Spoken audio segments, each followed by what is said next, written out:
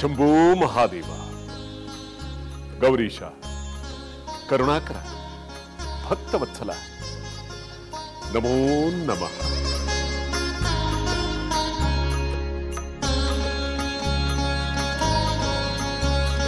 ರಘುವಂಶ ಕುಲೋತ್ತುಂಗ ದಶರಥ, ನನ್ನ ಬಯಕೆಯಂತೆ ಸುರಲೋಕದಿಂದ ಕೈಲಾಸಕ್ಕೆ ಬಂದು ನನಗೆ ಸಂತೋಷ ಉಂಟು ಮಾಡಿರುವೆ. ಮಹಾದೇವ, ಮೂರು ಲೋಕದ ಸರ್ವಜೀವಿಗಳು ನಿನ್ನ ದರ್ಶನಕ್ಕಾಗಿ ಹಂಬಲಿಸುತ್ತಾರೆ. ಮಹರ್ಷಿಗಳು ನಿನ್ನ ಅನುಗ್ರಹಕ್ಕಾಗಿ ಸಾವಿರಾರು ವರ್ಷಗಳ ಕಾಲ ಘೋರ ತಪಸ್ಸನ್ನು ಆಚರಿಸುತ್ತಾರೆ. ನಿನ್ನ ಭಕ್ತ ಜನ ನಿನ್ನ ದರ್ಶನಕ್ಕಾಗಿ ಸದಾಕಾಲ ನಿನ್ನ ನಾಮಸ್ಮರಣೆಯಲ್ಲಿ ತಲ್ಲೀನರಾಗುತ್ತಾರೆ. ಅಂತಹುದರಲ್ಲಿ ನಿರಾಯಾಸವಾಗಿ ನಿನ್ನ ದರ್ಶನ ಭಾಗ್ಯ ದೊರೆಯುವ ಅವಕಾಶ ದೊರೆತಾಗ ನನ್ನ ಜನ್ಮ ಸಾರ್ಥಕವಲ್ಲವೇ? ದಶರಥ, ನಿನ್ನ ಈ ನಯ, ವಿನಯ, ಭಕ್ತಿ, ಶ್ರದ್ಧೆಗಳು ನನಗೆ ಅತ್ಯಂತ ಪ್ರಿಯವಾಗಿದೆ. ಸದ್ಗುಣಗಳ ಗಣಿಯಾದ ನಿನ್ನ ಮನಸ್ಸನ್ನು ಸಂತೋಷಪಡಿಸಬೇಕೆಂಬುದು ನನ್ನ ಬಯಕೆ. ದೇವ, ದಯಾಸಾಗರನಾದ ನಿನ್ನ ಕೃಪಾಭಿಕ್ಷೆಗಾಗಿ ಕಾದಿರುವ ದೀನನ ಸ್ವರ್ಗ ಸಾಧನೆ ಮಾಡಿದ ನೀನು ದೀನನಲ್ಲ ದಶರಥ, ಪುಣ್ಯಶಾಲಿ. ಅದಿರಲಿ, ನಿನಗೆ ಯಾವುದಾದರೂ ಆಸೆ ಇದ್ದರೆ ಹೇಳು. ಮಹಾದೇವ, ನಿನಗೆ ತಿಳಿಯದ್ದಾದರೂ ಏನಿದೆ? ನಾನು ಭೂಲೋಕವನ್ನು ಬಿಟ್ಟು ಬರುವಾಗ ಯಾರಿಗಾಗಿ ಬಹುವಾಗಿ ಸಂಕಟಪಟ್ಟೆನು, ಯಾರ ಅಗಲಿಕೆಯನ್ನು ಸಹಿಸಲಾರದೆ ನನ್ನ ದೇಹವನ್ನೇ ತ್ಯಾಗ ಮಾಡಿದನು ಅಂಥ ನನ್ನ ಪ್ರಿಯಪುತ್ರ ಗುಣವಂತ ರಾಮಚಂದ್ರನನ್ನು ಒಮ್ಮೆ ನೋಡಬೇಕು, ಅವನೊಡನೆ ಮಾತನಾಡಬೇಕು ಎಂಬ ಹಂಬಲ. ಅದೊಂದು ಈಡೇರಿದರೆ ಈ ಸ್ವರ್ಗವು ನನಗೆ ಪ್ರಿಯವಾಗುತ್ತದೆ, ನನ್ನ ಕೊರಗು ಕರಗುತ್ತದೆ. ದೇವ, ಆ ಉದ್ದೇಶದಿಂದಲೇ ನಾನು ನಿನ್ನನ್ನು ಇಲ್ಲಿಗೆ ಕರೆಸಿರುವುದು.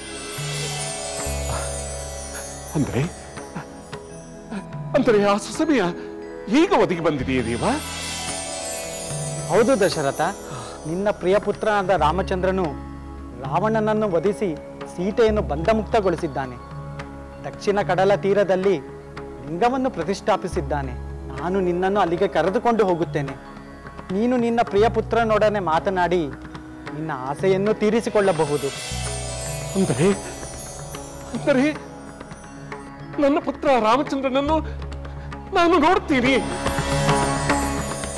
ಅವನೊಡನೆ ಮಾತನಾಡುತ್ತೀನಿ. ದೇವ, ಧನ್ಯೋಸ್ಮಿ ದೇವ, ಧನ್ಯೋಸ್ಮಿ.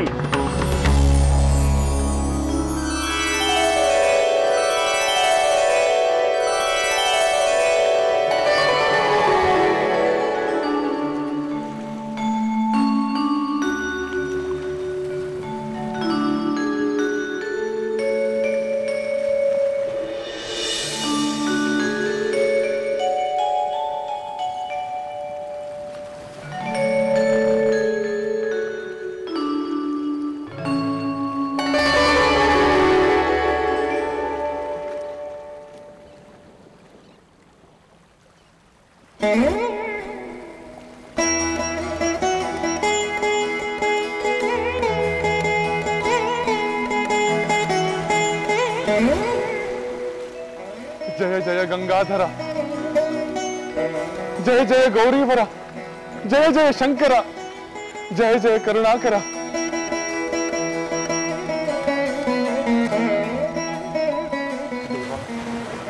ಪರಮ ಕರುಣಾಳುವಾದ ದೇವ, ನಿನ್ನನ್ನು ಲಿಂಗ ರೂಪದಲ್ಲಿ ಪ್ರತಿಷ್ಠಾಪಿಸಿದ ಪುಣ್ಯ ಕ್ಷಣದಲ್ಲಿ ನಮಗೆ ನಿನ್ನ ದರ್ಶನ ಭಾಗ್ಯವನ್ನು ಕರುಣಿಸಿರುವೆ. ನಿಮಗೆ ಅನಂತ ಪ್ರಣಾಮಗಳು ದೇವ.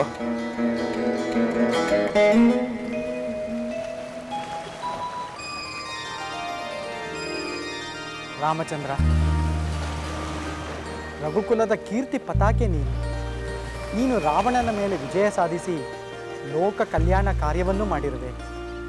ಲಿಂಗವನ್ನು ಪ್ರತಿಷ್ಠಾಪಿಸಿ ನನಗೂ ಸಂತೋಷ ಉಂಟು ಮಾಡಿರುವೆ. ನಿನ್ನಿಂದ ಪ್ರತಿಷ್ಠಾಪಿಸಲ್ಪಟ್ಟ ಲಿಂಗವಿರುವ ಈ ಕ್ಷೇತ್ರವು ರಾಮೇಶ್ವರವೆಂದು ಅನಂತ ಕಾಲದವರೆಗೂ ಪ್ರಖ್ಯಾತವಾಗಲಿ. ಧನ್ಯನಾದೆ ದೇವ, ನಾನು ಧನ್ಯನಾದೆ.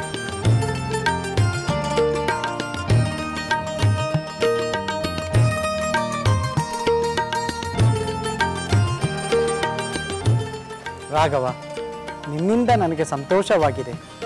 ನಿನ್ನಿಂದಲೂ ನಿನಗೆ ಸಂತೋಷವಾಗಬೇಕೆಂದು ನನ್ನ ಆಸೆ.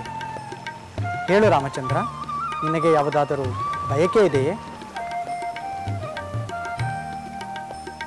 ನನ್ನದೊಂದು ಆಸೆ ಇದೆ ದೇವ, ಆದರೆ ಅದು ಈಡೇರುವುದು ಅಸಂಭವ.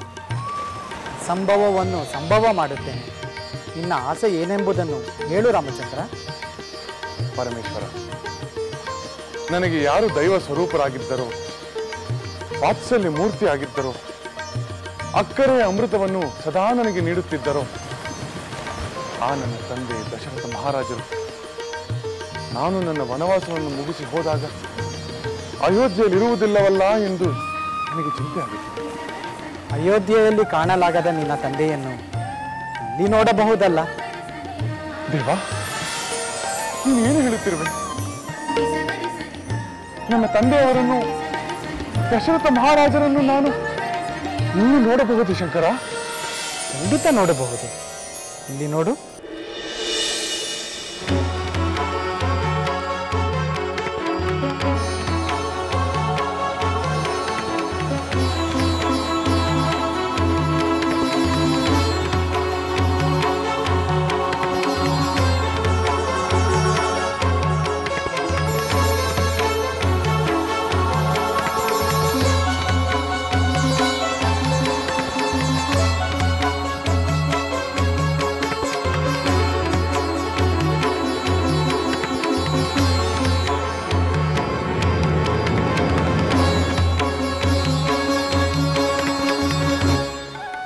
ರಾಮಚಂದ್ರ, ಪುಣ್ಯಶೀಲನಾದ ನಿಮ್ಮ ತಂದೆಯು ಸ್ವರ್ಗಲೋಕವನ್ನು ಪಡೆದಿದ್ದಾನೆ. ನಿನಗೆ ಅವರ ದರ್ಶನ ಮಾಡಿಸಲೆಂದೇ ನಾನೇ ಕರೆತಂದಿದ್ದೇನೆ. ಕಣ್ತುಂಬ ನೋಡು, ತೃಪ್ತಿಯಾಗುವಷ್ಟು ಮಾತನಾಡು.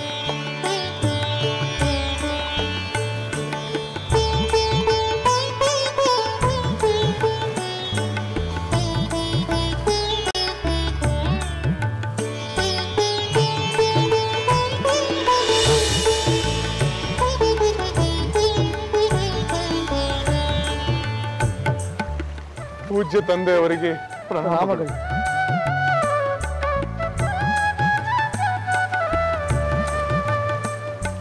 ರಾಮಚಂದ್ರ, ಲಕ್ಷ್ಮಣ, ಸುಮಿತ್ರಾನಂದನ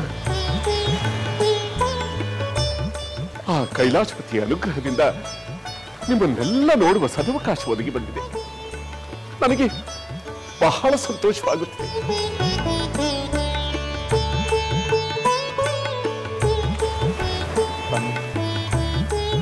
ನನ್ನ ಅಗಲಿಕೆಯ ಕಾರಣದಿಂದ ಇಹಲೋಕವನ್ನೇ ತ್ಯಜಿಸಿದ ನಿಮ್ಮನ್ನು ಮತ್ತೆ ಕಾಣುವ ಭಾಗ್ಯ ನನ್ನ ಈ ಕಣ್ಣುಗಳಿಗೆ ಲಭಿಸುತ್ತಲ್ಲ. ನಮ್ಮ ಜನ್ಮ ಸಾರ್ಥಕವಾಯಿತು ತಂದೆ, ನಮ್ಮ ಜನ್ಮ ಸಾರ್ಥಕವಾಯಿತು. ರಾಮಚಂದ್ರ, ನಿನ್ನ ನಗಲದ ಆ ಸ್ವರ್ಗದ ಸುಖವೂ ಕೂಡ ನನಗೆ ಸಂತೋಷವನ್ನು ಕೊಡುತ್ತದೆ. ಇಂದು ನೀನು ಶತ್ರುಗಳನ್ನೆಲ್ಲ ಸಂಹಾರ ಮಾಡಿ ಅಜರಾಮರನಾದ ಕೀರ್ತಿಗೆ ಪಾತ್ರನಾಗಿ ನಿನ್ನ ವನವಾಸದ ಅವಧಿಯೂ ಪೂರ್ಣಗೊಂಡಿದೆ. ನಿನ್ನ ವನವಾಸಕ್ಕೆ ಕಾರಣಗಳಾದ ಆ ಕೈಕೇಯಿಯ ಮಾತುಗಳು ಇಂದು ನನ್ನ ಹೃದಯವನ್ನು ಮೀಟುತ್ತಿದೆ. ಇಂದು ಲಕ್ಷ್ಮಣ ಸಮೇತನಾಗಿ ಕೃತಕೃತ್ಯನಾಗಿ ನಿಂತಿರುವ ನಿನ್ನನ್ನು ನೋಡಿ ನನ್ನ ಎಲ್ಲ ದುಃಖಗಳು ಮಾಯವಾಗಿ ಹೋದು. ತಂದೆ, ನೀವು ಹಿರಿಯ ಮಾತೆ ಕೈಕೇಯಿಗೆ ಕೊಟ್ಟ ಮಾತನ್ನು ನಾನು ಪಾಲಿಸಿದನೆಂಬುದು ನಿಮಗೆ ತಿಳಿಯಿತಲ್ಲ, ನನಗೆ ಅದೇ ಸಮಾಧಾನ. ರಾಮಚಂದ್ರ, ಸಜ್ಜನರನ್ನು ತಪಸ್ವಿಗಳನ್ನು ಪೀಡಿಸುವ ಲೋಕಕಂಟಕರಾದ ಆ ರಾಕ್ಷಸರನ್ನು ಸಂಹಾರ ಮಾಡುವುದಕ್ಕೆ ಶ್ರೀಮನ್ ಮಹಾವಿಷ್ಣುವೇ ನಿನ್ನ ರೂಪದಲ್ಲಿ ಅವತರಿಸಿರುವೆ ಎಂಬ ವಿಚಾರವನ್ನು ನಾನು ದೇವತೆಗಳಿಂದ ಕೇಳಿ ತಿಳಿದುಕೊಂಡೆ. 14 ವರ್ಷಗಳ ಕಾಲ ವನವಾಸವನ್ನು ಮುಗಿಸಿ ಬಂದ ನಿನ್ನನ್ನು ನೋಡುವ ಆ ಸಾಧ್ವಿ ಕೌಸಲ್ಯೇ ಧನ್ಯರು. ಅಯೋಧ್ಯ ನಗರಿಯ ಸಿಂಹಾಸನದ ಮೇಲೆ ಪಟ್ಟಾಭಿಷಿಕ್ತನಾಗುವ ನಿನ್ನನ್ನು ನೋಡುವ ಭಾಗ್ಯ ಆ ಪ್ರಜೆಗಳಿಗೆ ಅವರೇ ಪುಣ್ಯವಂತರು. ನಾವು ನಿಮ್ಮ ದರ್ಶನದಿಂದ ಕೃತಾರ್ಥರಾದೆವು.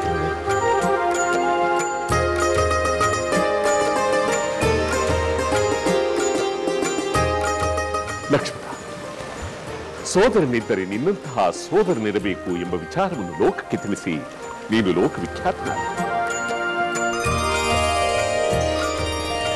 ತಂದೆಯಂತೆ ನಿನ್ನ ಸೋದರ, ತಾಯಿಯಂತೆ ನಿನ್ನ ಅತ್ತಿಗೆಯ ಸೇವೆಯನ್ನು ಮಾಡಿ ಸೇವಾ ಪುನೀತನಾದ ನಿನಗೆ ಮಕ್ಕಳ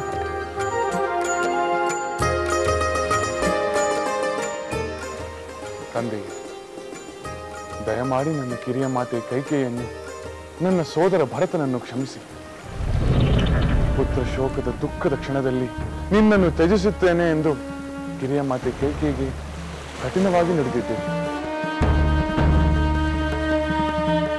ಆ ಶಾಪ ತಟ್ಟದಂತೆ ಅನುಗ್ರಹಿಸಿ. ರಾಮಚಂದ್ರ, ನಿನ್ನ ಕ್ಷಮಾಗುಣಕ್ಕೆ ಸಾಟಿ. ನಿನ್ನನ್ನು ಕಂಡ ಮೇಲೆ ನನ್ನ ಕೋಪವೂ ಕರಗಿತು, ಶೋಕವೂ ಕರಗಿತು. ಸಕಲ ಜಗತ್ತಿಗೂ ಒಳಿತನ್ನು ಬಯಸುವ ನಿನ್ನ ಪಿತೃವಾಗಿ ನಾನು ಕ್ಷಮಿಸುವುದಿಲ್ಲವೇ? ತಂದೆ, ನನ್ನ ಜೀವನ ಪರ್ಯಂತ ನಿಮ್ಮ ಆದರ್ಶಗಳನ್ನು ಪಾಲಿಸುತ್ತಾ ಪ್ರಜೆಗಳ ಯೋಗಕ್ಷೇಮವನ್ನು ನೋಡಿಕೊಳ್ಳುತ್ತೇನೆ. ಧರ್ಮದ ದಾರಿಯಿಂದ ಕಿಂಚಿತ್ತು ಕದಲುವುದಿಲ್ಲವೆಂದು ನಾನು ಮಾತು ಕೊಡುತ್ತೇನೆ ತಂದೆ. ನಿನ್ನ ಮಾತಿನ ಮೇಲೆ ನನಗೆ ಸಂಪೂರ್ಣ ನಂಬಿಕೆ ಇಲ್ಲ.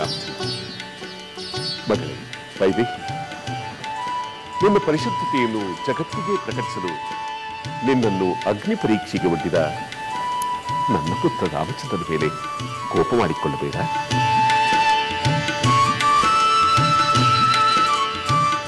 ಮಾವನವರೇ, ನನ್ನ ಪತಿ ಧರ್ಮಸಮ್ಮತವಲ್ಲದ ಯಾವ ಕಾರ್ಯವನ್ನೂ ಮಾಡುವುದಿಲ್ಲ ಎಂಬ ನಂಬಿಕೆ ನನಗಿದೆ.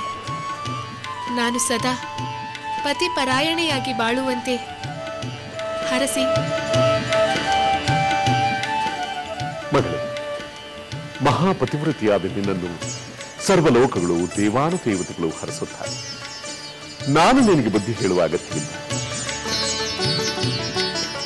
ರಾಮ, ಲಕ್ಷ್ಮಣ, ಸೀತೆ, ನಿಮಗೆ ಮಂಗಳವಾಗಲಿ. ರಾಮಕಾರ್ಯದಲ್ಲಿ ಬೆಂಬಲಿಗರಾಗಿ ನಿಂತ ಸಮಸ್ತರಿಗೂ ಮಂಗಳವಾಗಲಿ.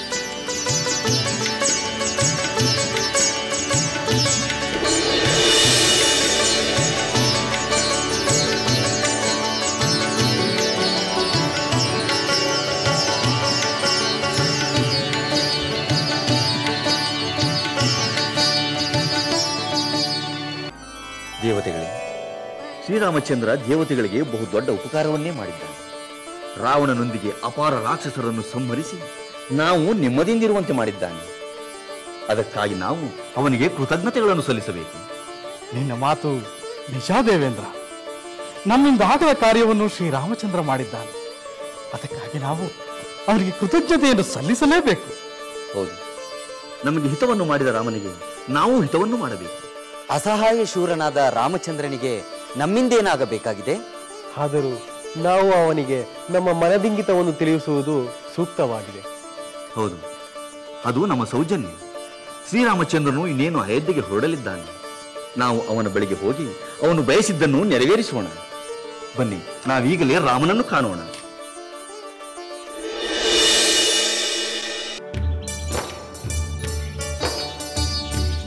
ಪರಮೇಶ್ವರನ ಕೃಪೆಯಿಂದ ರಾಕ್ಷಸ ಸಂಹಾರದ ಮಹಾಕಾರ್ಯದಲ್ಲಿ ನಾವೆಲ್ಲರೂ ವಿಜಯವನ್ನು ಸಾಧಿಸಿದ್ದೇವೆ.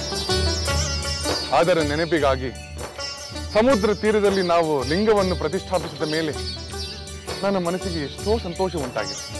ಹೌದು ರಾಮಚಂದ್ರ, ಈ ಸಮಯದಲ್ಲಿ ಪರಶಿವನಿಗೆ ಕೃತಜ್ಞತೆ ಸಲ್ಲಿಸಿದ್ದು ಯಥೋಚಿತ್ತವಾಗಿದೆ. ನಮ್ಮ ವಾನರರು ಕಟ್ಟಿದ ಸೇತುವೆಯಿಂದ ನಾವು ಸುಲಭವಾಗಿ ಸಮುದ್ರ ತೀರಕ್ಕೆ ಹೋಗಿ ದೈವ ಕಾರ್ಯವನ್ನು ಮಾಡಲು ಸುಲಭವಾಯಿತು. ಹನುಮಂತ, ಅದು ಈಗ ರಾಮ ಸೇತುವೆ. ಕಟ್ಟಿದ ವಾನರರು ನೆಪ ಮಾತ್ರ. ಈಗ ನಾವು ಹೊರಡಲು ಬೇಗ ಸಿದ್ಧರಾಗಬೇಕು. ರಾಮಚಂದ್ರ,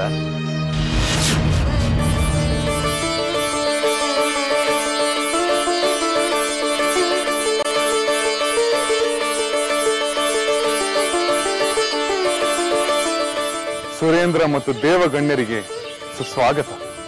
ರಾಮಚಂದ್ರ, ಲೋಕಕಂಟಕನಾಗಿದ್ದ ರಾವಣನನ್ನು ಸಂಹರಿಸಿ ಲೋಕ ಕಲ್ಯಾಣದ ಈ ಮಹಾಕಾರ್ಯವನ್ನು ಮಾಡಿದ ನಿನ್ನನ್ನು ನಾವೆಲ್ಲ ಅಭಿನಂದಿಸಲು ಬಂದಿದ್ದೇವೆ. ದೇವೇಂದ್ರ, ಮೊದಲು ರಘುಕುಲೋದ್ಭವ ದಶರಥ ಪುತ್ರನಾದ ಈ ರಾಮಚಂದ್ರನ ಪ್ರಣಾಮಗಳನ್ನು ಸ್ವೀಕರಿಸಿ. ರಾಮಚಂದ್ರ, ನಿನ್ನ ದರ್ಶನ ನಮಗೆ ಅಪ್ಯಾಯಮಾನವಾಗಿದೆ. ನೀನು ರಾಕ್ಷಸರ ಪೀಡೆಯಿಂದ ನಮ್ಮನ್ನು ಮುಕ್ತಿಗೊಳಿಸಿದ್ದರಿಂದ ದೇವತೆಗಳೆಲ್ಲರೂ ನಿನಗೆ ಕೃತಜ್ಞರಾಗಿದ್ದಾರೆ. ನಿನ್ನ ಮನಸ್ಸಿನಲ್ಲಿ ಏನಾದರೂ ಅಪೇಕ್ಷೆ ಇದ್ದರೆ ಅದನ್ನು ನೆರವೇರಿಸಲು ನಾವೆಲ್ಲ ಕಾತರದಿಂದಿದ್ದೇವೆ. ದೇವತೆಗಳೇ, ನೀವೆಲ್ಲರೂ ನನ್ನ ವಿಷಯದಲ್ಲಿ ಪ್ರಸನ್ನರಾಗಿದ್ದರೆ ನನ್ನದೊಂದು ಕೋರಿಕೆ ಇದೆ, ಅದನ್ನು ಈಡೇರಿಸುವಿರಾ? ಖಂಡಿತ ನಡೆಸಿಕೊಡುತ್ತೇವೆ. ಅದೇನೆಂದು ಹಿಂಜರಿಯದೇ ಕೇಳು ರಾಮಚಂದ್ರ. 14 ವರ್ಷದ ವನವಾಸದ ಸಂಕಷ್ಟಗಳನ್ನು ಅನುಭವಿಸಿದ ನಿನಗೆ ಸಾವಿರಾರು ವರ್ಷದ ಭೋಗಗಳು ಬೇಕೆ? ರಾಘವ, ನಿನ್ನ ಮಹಾಪರಾಕ್ರಮಕ್ಕೆ ಸಹಸ್ರಾರು ರಾಕ್ಷಸರು ಹತರಾದರು. ಇನ್ನು ಮುಂದೆ ನಿನಗೆ ಆ ಶ್ರಮವಾಗದಂತೆ ನೆರವು ನೀಡಲು ದೇವಸೇನೆ ಬೇಕೆ?